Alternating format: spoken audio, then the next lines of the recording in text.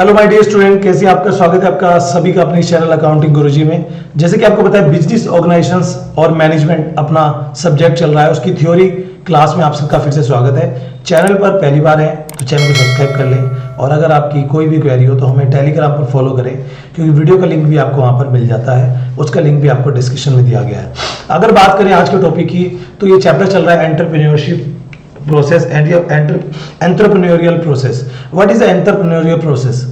जब आप कोई बिजनेस स्टार्ट करते हैं तो उस बिजनेस में बहुत सारी चीजें आती हैं। एग्जाम्पल के तौर पे आप छोटा बिजनेस स्टार्ट कर रहे हो, आप बड़ा बिजनेस स्टार्ट कर रहे हो, आप मल्टीनेशनल कंपनी स्टार्ट कर रहे हो, तो उसके एक प्रोसेस होते हैं।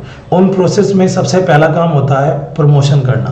प्रमोशन का मतलब है हमें किसी बिजनेस को स्टार्ट करने के लिए उसकी लीगल फॉर्मेलिटीज को पूरा करना, जिसके लिए हम एक पर्सन को यहाँ पर अपॉइंट करते हैं जिसका नाम होता है प्रमोटर। हिंदी में कहते हैं उसे प्रवर्तक। ये वो व्यक्ति होता है जो सारे काम करके आपको देता है। जो बड़ी बड़ी कंपनीज होती है उसमें ये व्यक्ति कंपनी को स्टार्ट करके आपको देता है, जितने भी इनिशियल्स वर्क होते हैं वो सब करके आपको कंपनी स्टार्ट करके देता है। जैसे गवर्नमेंट के फॉर्म्स वगैरह भराए जाते हैं, प्रॉपर्टी परचेज करना, शेयर इशू करना और रिक्रूटमेंट करना, एम्प्लॉय को रखना, ये सारे काम वहाँ पे किए जाते हैं।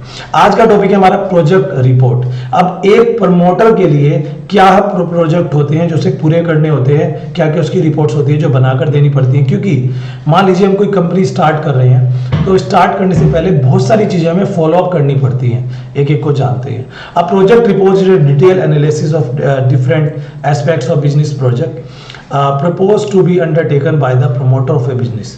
बहुत सारे प्रोजेक्ट्स होते हैं जो प्रमोटर ऑफ ए बिजनेस को लेकर चलने पड़ते हैं। It stage in detail the physical facilities, commercial facilities और सोशल फैसिलिटीज, और it serve as a mirror of the propose business project. ये कहीं ना कहीं एक मिरर का काम करता है किसी बिजनेस को प्रपोज करने के लिए। For all those who are may become interested in the future project in future, क्योंकि इन प्रोजेक्ट पे ही हमारा फ्यूचर डिपेंड करता है। सोचिए आप कोई बिजनेस स्टार्ट कर रहे हो और उसकी स्टार्टिंग आपने सही नहीं करी, आपने अपने प्रोजेक्ट को सही से लेके नहीं चले, तो आगे जाकर आपको उसमें प्रॉब्लम आ सकती है। This report stages the reasons of allocation resources to the production of specific goods and services. ये जो सारी रिपोर्ट्स हैं जो मैं आपको आगे दिखाने वाला हूँ, ये सारी रिपोर्ट कहीं ना कहीं अलोकेट करते हैं रिसोर्सेज को जो हमारे गुड्स के और सर्विस के प्रोडक्शन में काम आता है। ठीक है। The purpose of preparing a project report may to make a comparison of different investment opportunities or submit to it specific financial institution for obtaining necessary finance। हम इसे क्यों बनाते हैं, क्या पर्पस होता है इसका? पर्पस होता है कि हमारे पास इन्वेस्टिंग के हमारे पास कितने सारे ऑप्शंस हैं उनके बारे में पता लग जाए, फिनेंशियली कितने सारे ऑप्शंस हैं उनके बारे में पता लग जाए। आइए जानते हैं सबसे पहली जो सारी की सारी रिपोर्ट्स होती है। सबसे पहली होती है जनरल इन्फॉर्मेशन। ये एक रिपोर्ट होती है जो प्रमोटर तैयार करता है। प्रमोटर मैंने आपको बता दिया, वो जो कंपनी के स्टार्टअप में काम करता है उसे रिपोर्ट तैयार करनी पड़ती है। पहली रिपोर्ट आती है general information concerning the propose venture and the examination of the government policies with regard to the industry. ठीक है। It should specify in detail the policy of government in regard to the industry in different spheres. ठीक है। Licence, raw material, location, finance, जितनी भी government की legal formalities होती हैं, different kind of certificates होते हैं, उनके लिए लाइसेंस लेना पड़ता है, रॉ मटेरियल के लिए परमिशन लेनी पड़ती है, हमारी ऑफिस की लोकेशन कहाँ है, फैक्ट्री की लोकेशन कहाँ है, फिनेंस कहाँ से आएगा, इन सब के बारे में गवर्नमेंट को बताना पड़ता है। और वो जो सारी चीज़ें हैं बच्चों कहीं ना कहीं पर आपके लिए बहुत ज़्यादा ज़रूरी है और वो यहाँ पे हम दिखाते हैं। ठीक है। आगे चलते हैं। बहुत ही ज़्यादा ज़रूरी और बहुत ही ज़्यादा इंपॉर्टेंट। जी नेक्स्ट आता है आपका, जिसे हम कह सकते हैं जनरल इंफॉर्मेशन होगी मार्केट स्टडी। हम कोई भी स्टैंड कर रहे हैं उससे पहले हमें उसकी मार्केट की स्टडी करनी चाहिए। एग्जांपल के तौर पे आप जो हो क्लॉथ की मैन्युफैक्चरिंग का काम स्टार्ट कर रहे हो, कपड़े बनाने का काम स्टार्ट कर रहे हो, इंडस्ट्री खोल रहे हो, गारमेंट्स की इंडस्ट्री। अब आप उसके बारे में पहले रिसर्च करोगे ना, इसकी मार्केटिंग कहाँ है, रॉ मटेरियल कहाँ से मिलेगा, जो हमारा तैयार गुड्स है वो कहाँ पर बेचेंगे। तो अगर आप मार्केट नहीं पता करोगे तो आप बेचोगे कहाँ, तो वो ज़रूरी रहता है। तो डिमांड एंड सप्लाई का जो रिलेशन है वो यहाँ पर देखने को मिलता है। हमारी डिमांड कितनी है, हम सप्लाई कहाँ कर पाएंगे, ये आती है मार्केट स्टडी। नेक्स्ट होता है साइज और लोकेशन। अब आप अपना बिजनेस तो स्टार्ट करना चाहते हो, किस स्तर पे आप रखना चाहते हो, क्या साइज रखना चाहते हो। ठीक है।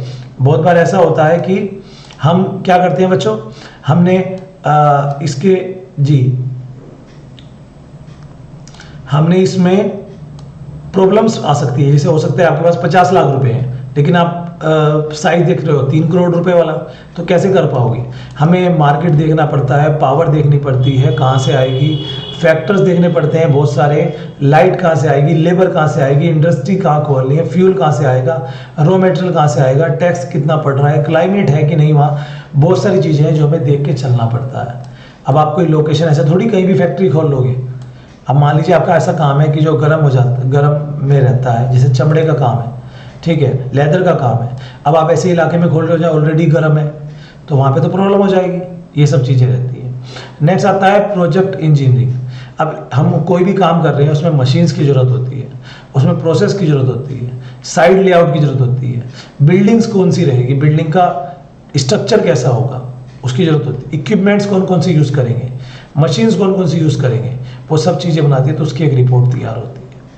नेक्स्ट होता है इन्वेस्टमेंट कितनी लगेगी, बिल्डिंग में कितना पैसा लग रहा है, लैंड में कितना पैसा लग रहा है, और आपका पेटेंट्स में कितना पैसा लग रहा है, रॉ मटेरियल में कितना पैसा लग रहा है, इंस्टॉलेशन में कितना पैसा लग रहा है, टोटल फंड कितना लग रहा है, उसकी हमें डिटेल निकालनी पड़ती है। ठीक है। नेक्स्ट आता है ऑर्गेनाइजेशन, यानी कि किस तरह का फॉर्म हम अप्लाई कर रहे हैं। आपको पता है बच्चों 5 तरह के फॉर्म होते हैं किसी बिजनेस में। सबसे पहला होता है सोल प्रोप्राइटरशिप, जिसमें एक ओनर होता है। जैसे आप खुद की अपनी दुकान खोलते हो तो आप सोल प्रोप्राइटर कहलाओगे। आप अगर और लोगों को साथ में जोड़ लेते हो तो आप पार्टनरशिप में हो जाएगी, तो पार्टनरशिप में ले सकते हैं। उसके अलावा आता है उसके अलावा जो हम बोलते हैं कंपनी, ज्वाइंट स्टॉक कंपनी, जिसमें मल्टीपल लोग शेयर्स परचेज करते हैं कंपनी में, जैसे रिलायंस कंपनी है, जियो कंपनी है, ठीक है, टाटा कंपनी है, या फिर सहकारी संस्था आप खोलना चाहते हो, तो कौन सा आप ऑप्शन रखना चाहते हो, तो वो आपको यहाँ पे देखना पड़ेगा। A project report should not fail to justify that the proposed project is physically feasible, financially valuable और commercially profitable and it is interest of the nation। Simple सी बात है, जो प्रोजेक्ट है ना हमारा, जो प्रोजेक्ट रिपोर्ट है, ये कहीं ना कहीं पर बच्चों